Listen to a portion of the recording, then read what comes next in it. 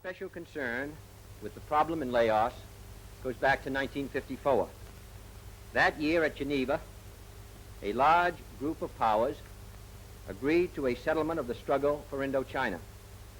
Laos was one of the new states which had recently emerged from the French Union, and it was the clear premise of the 1954 settlement that this new country would be neutral, free of external domination by anyone.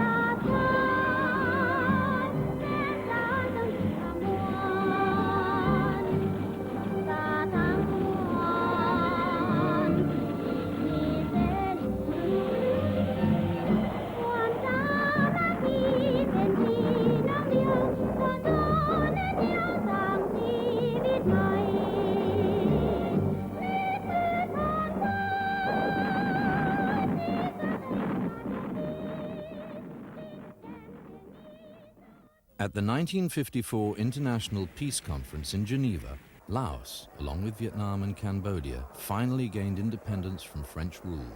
The catastrophic defeat of the French forces at Dien Bien Phu in northern Vietnam had signaled the end of 9 years of bitter conflict. The drive for independence throughout French Indochina had proved too strong to be contained by force of arms. After the conference, the British Foreign Minister, Sir Anthony Eden, expressed the hope that Laos should remain as an independent and neutral buffer. It was therefore essential that the United States should not attempt to establish any military influence. But by 1954, it was already too late. The United States had viewed the war against the French as being more than just a struggle of local people for their independence. American foreign policy makers had cast those fighting for their freedom as simply puppets of the Soviet and Chinese communists, thereby committing the whole region to a further 20 years of war. The United States had financed much of the French war effort, and in Washington, the Geneva settlement was viewed as a sellout to communism. It was Laos's geographic misfortune that it bordered all the region's other states, and by the late 1950s was seen by the US as the keystone of all Southeast Asia. For the incoming Kennedy administration, Laos was a front line of the free world. In March 1961, the young president devoted an entire press conference to the country, clearly signaling his anti-communist resolve.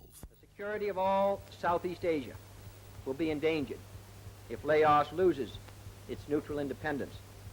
Its own safety runs with the safety of us all, in real neutrality observed by all. I want to make it clear to the American people and to all the world that all we want in Laos is peace, not war. A truly neutral government, not a Cold War pawn. A settlement concluded at the conference table and not on the battlefield. Our response will be made in close cooperation with our allies and the wishes of the Laotian government. We will not be provoked, trapped, or drawn into this or any other situation. But I know that every American will want his country to honor its obligations to the point that freedom and security of the free world and ourselves may be achieved. At the same time, it was clear to the United States that a landlocked country such as Laos would be an extremely difficult place to fight a major ground war. For this, they had selected Vietnam as the right place to check communism. Shying away from direct confrontation, yet still committed to protecting Laos from what it saw as the communist threat, the Kennedy administration initiated a policy of massive covert military assistance to the Vientiane government. Laos was destined to become the site of a secret war of which the world would know little. Laos was a secret war because it was an embarrassment. The real problem was Laos itself. It was in the way of the Vietnam War. And of course nobody really knew where Laos was, what it was, who the people were.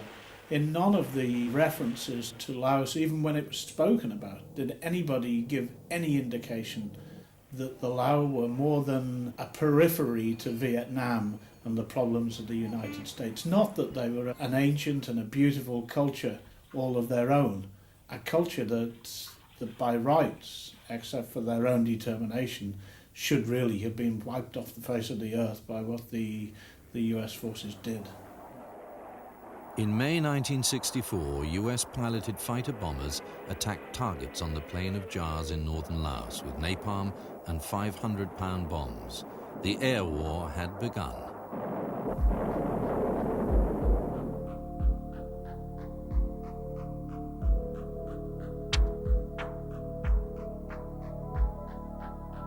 Today, the plain of Jars still bears the marks of intense bombardment.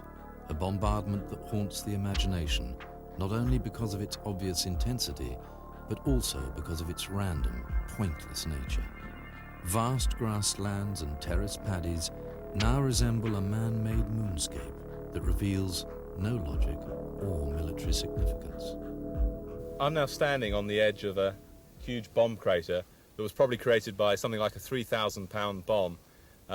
Just driving up here today, it's one of many that still scar the countryside some 20 years after the war finished. I mean, it's at least 20 yards across.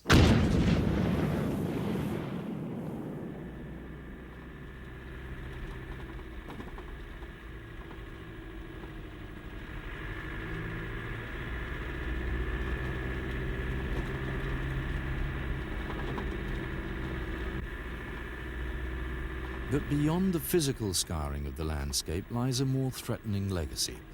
Unexploded bombs and bomblets still litter the environment, posing enormous dangers for the population and their livestock.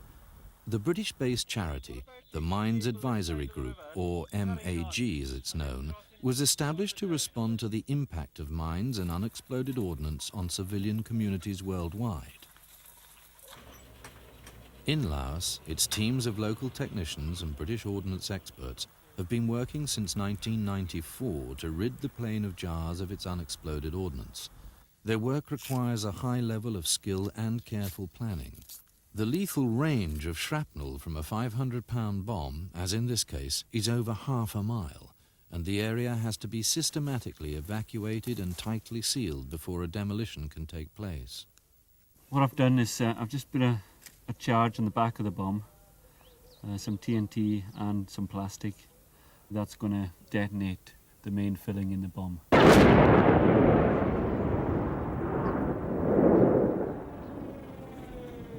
Well, this is one of the many pieces of shrapnel that's now littering this area. It's absolutely razor sharp and would have come away from that explosion at ballistic speed. It doesn't take much imagination to work out what that would do to a person.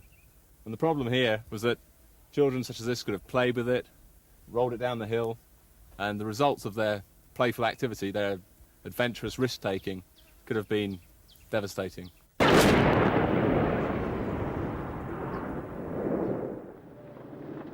As the war in neighboring Vietnam escalated in the mid-1960s, the importance of Laos to the North Vietnamese increased.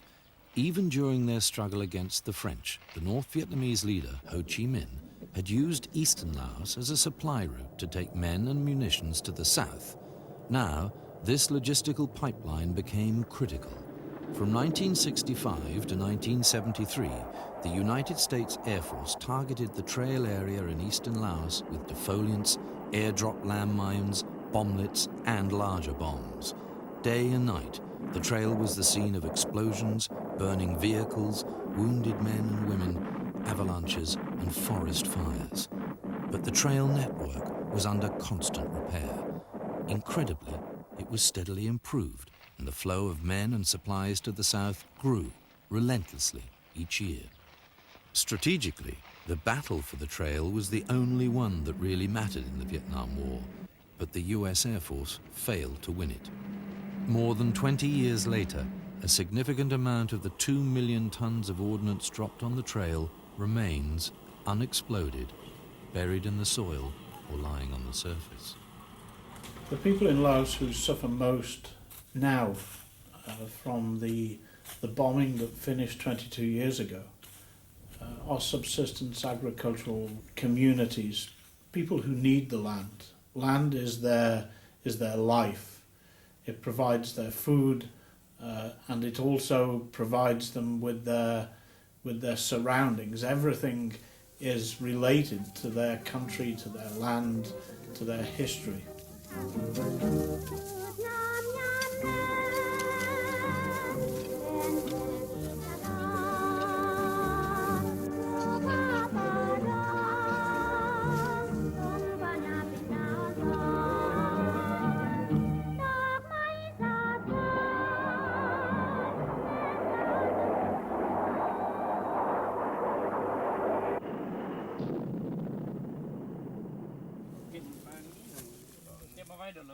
Today, the greatest threat to civilians is posed by small tennis ball-sized bomblets. The repeated and intensive use of such weapons has left huge areas of Laos contaminated. For a clearance agency such as MAG, visiting the southern province of Savannakhet for the first time, survey work is essential to establish the size of the problem. It would be better for him, anyone he finds, is to leave it alone and maybe mark round it. You shouldn't pick him up. Only by talking directly to those whose land has been affected can MAG gain the technical and humanitarian understanding needed to plan future clearance work. If he comes across any, just to leave it, don't do anything else to it, but mark the area off, just stick round it, leave it. Sometimes, though, it is impossible for local people to avoid taking risks with bomblets. In order to feed his family, this farmer had to move around 50 bomblets to open up the minimum land he required. He's afraid to expand his rice field more now. He's afraid of bomblets.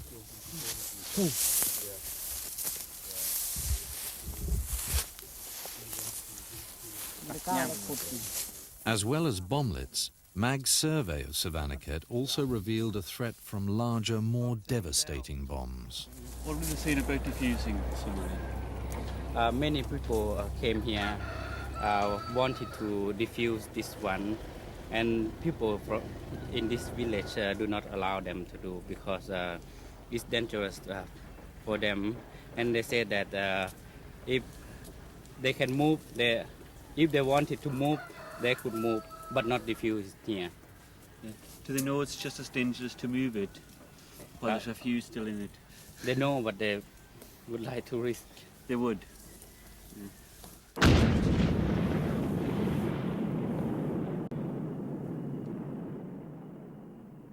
Experts estimate that during the war, at least 285 million bomblets were dropped on Indochina, nearly 7 for every man, woman and child.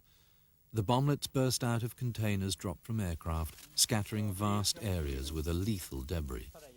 Some of these bomblets were still under development at the time and were, in effect, tested on the Laotian population. Large numbers of those dropped failed to function, leaving a lethal legacy for generations to come.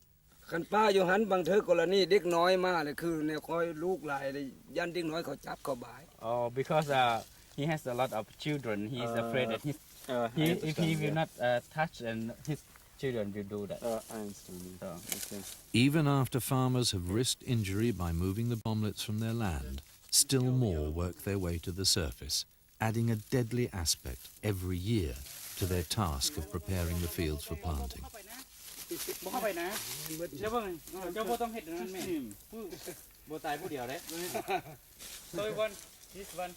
No, I've seen enough. There's a container up there. Part of a tube. And there are some in here. In northern Laos, the war had a different character to that which was being fought over the trail.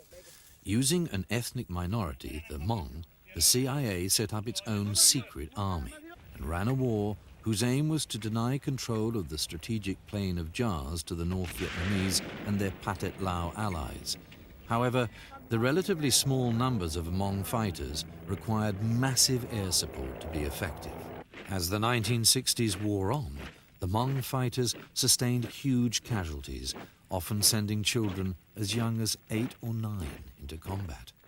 As a result, only an escalation of US air power could keep the communists at bay. In November 1968, President Johnson halted the bombing of North Vietnam. Suddenly, the US Air Force had enormous spare capacity on its hands, capacity which it redirected onto northern Laos.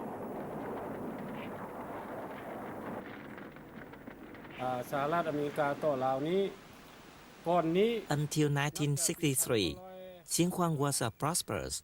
There were lots of houses and beautiful buildings. There were many temples all over Xieng Khouang province. They were respected and famous temples.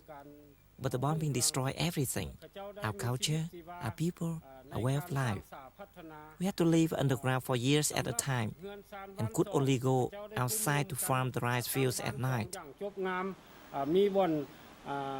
The Plain of Jars was once one of the most beautiful places in the world, and they destroyed it. It seemed the United States Air Force had only 3 strategies: bomb everything, burn everything, and kill everyone. I think the first thing that people, particularly people in the United States, need to realise about Laos is that this was a war crime, not just a simple war crime. This was one nation perpetrating almost casually an unimaginable scale of bullying on a small country. It was an attempt to destroy every vestige of the Lao people. And why I say casual is that the Americans hadn't even gone to the trouble of finding out really why they were fighting or what they were fighting about. There was no way that they could have worked out what was an acceptable military response because they didn't really know what the problem was. They just knew that Laos was an obstacle to their overall plans for Southeast Asia. On the 2nd May 1969, the Americans and their Hmong fighters came here and bombed the town. They destroyed it. They didn't choose any targets. They just bombed everywhere there were people. But somehow here the Buddha survived. The Americans fired at everything, whatever they saw on the ground, they shot at. So the people had to escape to the mountains and hide in the caves. The people left in a hurry. They just ran to the caves.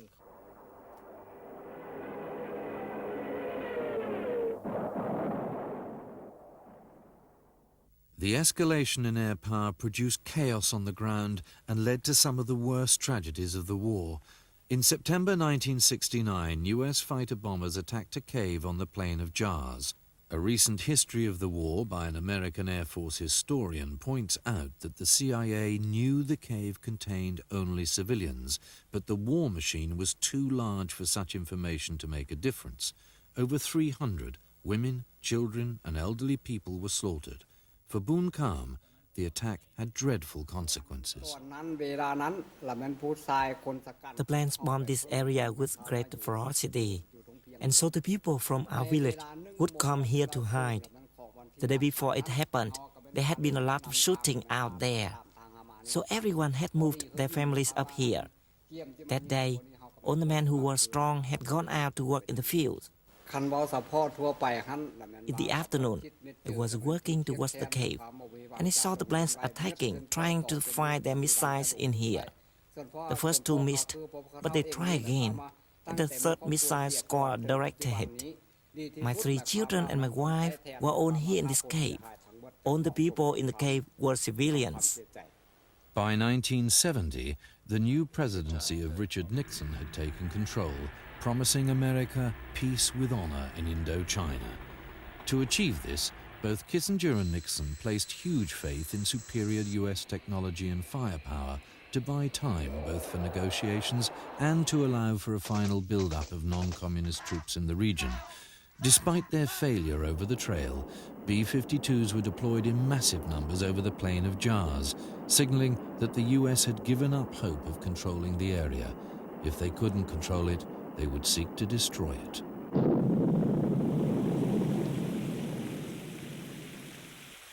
By 1973, negotiations culminating in the Paris Peace Agreement officially ended America's military adventure in Southeast Asia, and the skies over Laos finally became quiet. But for the Lao in rural areas, the legacy of the war did not evaporate with the coming of the ceasefire. Every year since the war ended, unexploded ordnance has claimed a steady flow of victims killed or injured as a result of simply living in their environment, working in the fields, herding cattle, cutting brush, and the simple, playful games of curious children are enough to maim or kill. I'm really devastated because I lost my son. He had gone out with some other boys. They were taking the cattle out to graze over there in the fields on the edge of the village. One of the other boys found a bomblet. He started playing with it, throwing it around. It went off and my son was killed. If we hadn't had the war against the Americans, my boy would be alive today. I want to scream. He was just 13. Why did the Americans come here?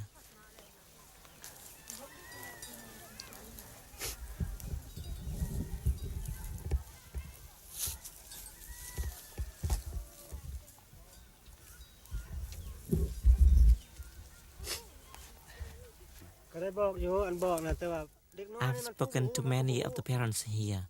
Only adults know the bomblets are dangerous. But even if you warn the children, they don't really understand the dangers. Sometimes, if they are out in the fields, they just find bomblets lying there and they play with them. There are just so many out there. Survey work in Xieng Khouang has confirmed just how widespread such contamination is. In one district, nearly every village reported areas close by that were known to contain bomblets. In such circumstances, children are especially vulnerable, and in Laos, almost half of all victims known to MAG are under the age of 15.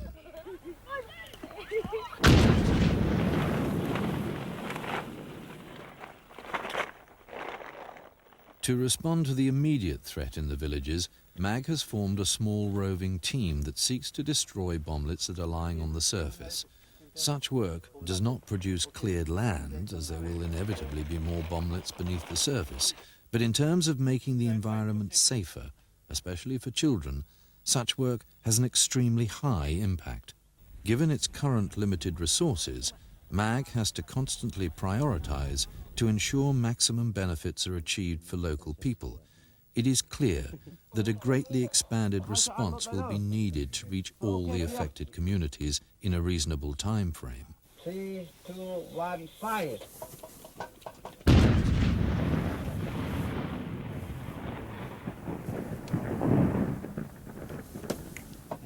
Yeah, but note it first.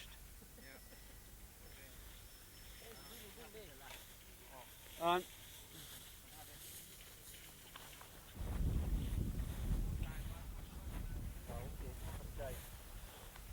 Kenta, marker. Yeah, bomblet. แต่ว่าอยู่ในบ้านพวกเขานี่ก็มีระเบิดหลาย In this area, there were plenty of bomblets. Since Mac came here, the death rates have been reduced a lot. In the past, the children used to play with them, even though all the parents had warned the children not to do this.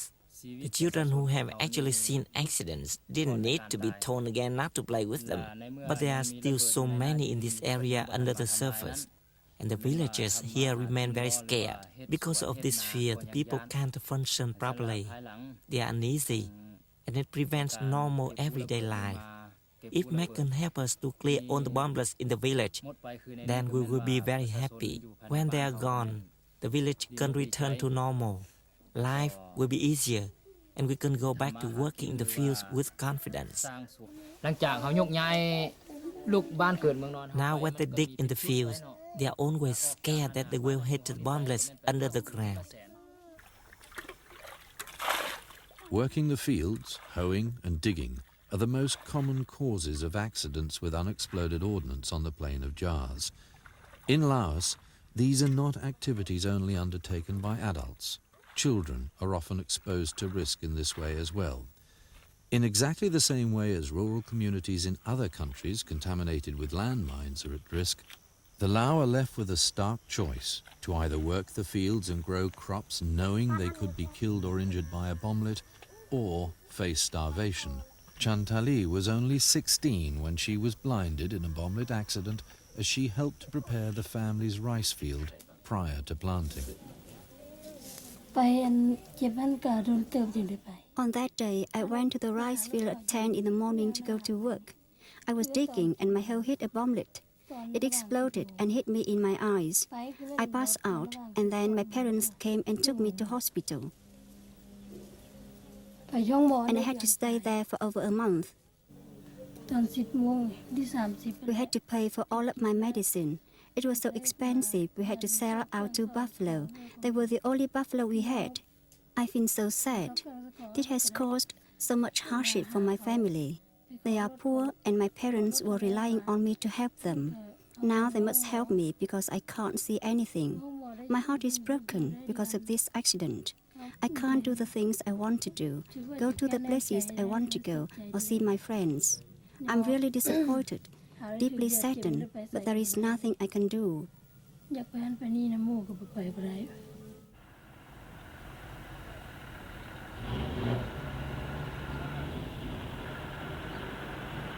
MAG, however, is in a position to do something. Its clearance teams have been trained to deal with the threat of lethal ordnance that lies buried in the soil, work which is more demanding and dangerous than the destruction of items lying on the surface.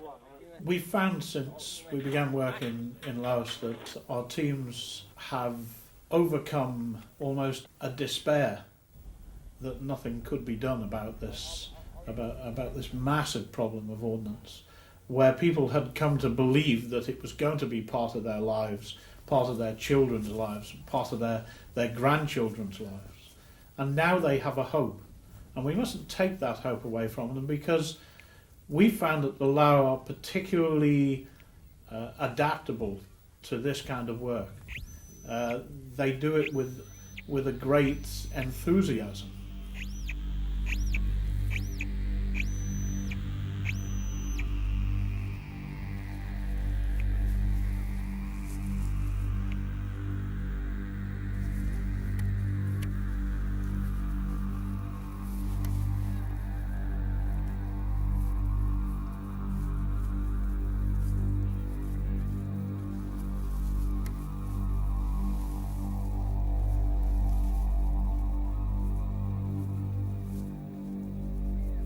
Every item that has been electronically detected and exposed is marked with a flag prior to demolition.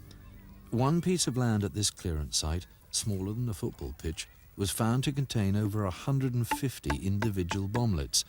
Once areas have been cleared, development can take place and farming land returned to the community. But in Laos, MAG has to remain responsive to the needs of the community. In this case, the morning's work was interrupted by a request to destroy a bomblet that had suddenly been discovered outside the terminal building at the town's airport, an area that has been under constant use for over 20 years. Just because a bomblet has been dormant for such a period doesn't mean that it's safe. In fact, over time, such ordnance can become less stable. The slightest knock might be enough to cause it to function. To destroy a bomblet by a controlled explosion in built-up areas is a difficult task. Pedestrians have to be excluded from the area, buildings evacuated, traffic diverted, and roads sealed. Teamwork and coordination are the vital ingredients for a successful operation. In this case, and despite the obvious force of the blast, no damage was sustained by nearby buildings or houses. In urban areas, other threats from UXO exist. Well, this is one of the typical scrapyards in Pont Savan, the provincial capital of Xieng Khouang province. And what we've got here is all sorts of ordnance, 500-pound bombs, 750-pound bombs, bomblet containers, there's mines, grenades, mortars, all sorts of ordnance here, all left over from the war. And what happens is these traders go around the villages and pay people some 20 kip for each kilo of metal that they bring in. This is an extremely dangerous process. MAG, since it's been here, when they first came and looked round this scrapyard here, actually found around 80 artillery shells, some of which had fuses, all of which had explosives, and this was just being stored here. Once they realized the threats posed by this live ordnance, the scrap merchants allowed MAG to remove and destroy it.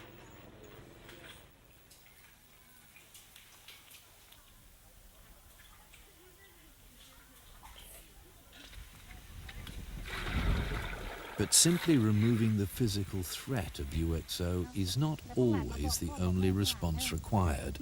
Due to the enormity of the problem, MAG is running a community education project which will teach people, especially children, how to live more safely in their contaminated environment. In order to make this really effective, MAG has sought to involve local leaders. As the program grows, they will become its eyes and ears, working as village agents. Their cooperation is vital. In this instance, the team is encouraging villagers to mark ordnance they come across as they go about their daily lives, helping to ensure that needless accidents are avoided. Any ordnance they do discover will also be reported to MAG so that clearance can take place in the future.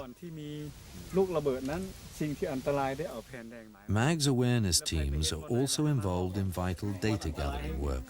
From such information, the team can assess the impact of ordnance on villagers' lives and constantly update the content of the curriculum and the major messages to be communicated. The information provided will also help the clearance teams focus on the most affected areas. Writing in 1972, Frederick Bramfman described the destruction of the Plain of Jars as marking a new era in which war is not fought by men but machines, war which can erase distant and unseen societies clandestinely, unknown to and even unsuspected by the world outside. The sheer volume of bombs and bomblets used made it inevitable that the people of Laos, their society, economy, and even their culture would be devastated. Tragically, these effects have endured into the present day. But despite the considerable success the MAG project has enjoyed, raising funds continues to be extremely difficult. Since the war was conducted in secrecy, it is not surprising that today's aid donors are unclear about the existence and extent of this humanitarian emergency a generation later. I'd actually like to take the politicians, particularly US politicians, the people responsible for funding, to those fields that have been made unlivable. And yet, those brave people have continued to live in such a terrible situation.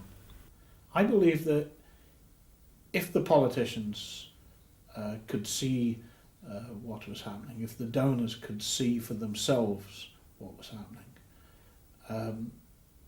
then some humanity would shine through even in the hardest heart to do something about this and to do it quickly, because this is one of the most shameful episodes in recent history. But there is a chance to go back and to put at least some of it right. It's not too late.